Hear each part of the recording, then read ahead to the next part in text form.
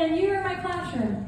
So let's say we're on week 1, 2, 3, 4, 5. We're on week 5.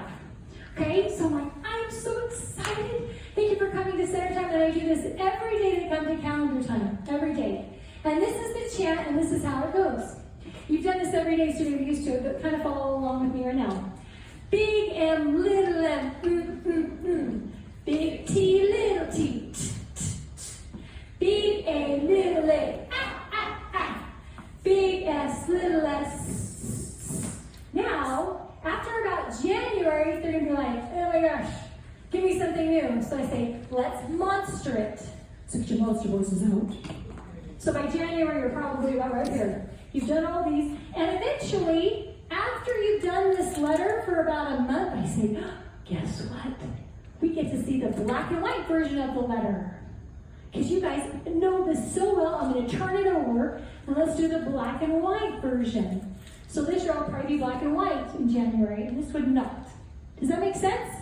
Thumbs up? Okay, so let's do monster voices. Ready? Big A, little a. Big C, little c. Big I, little I. Let's baby it. Do you want to baby it? Baby it with me, ready? Big P, little P. Big I, little I.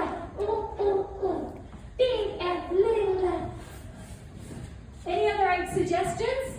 Monster it, baby it, treat, robot it. Robot it, ready? Big F, little F. Big J, little J. Any other suggestions? Operate, okay, ready? Big O, little O, big and little. What else? Bark it, right? Big D. I've never done barking. Big D, little D. So every day, 4 days a week or 3 days, but however many times they're in you, they come to calendar time, they talk about the calendar, we review really quickly. You only have this many, you only have how many letters you've done thus far. So again, you might not have this whole row if it's like, I don't know, in November. So that's called the letter chant. Musical letters is another fun way because you might be talking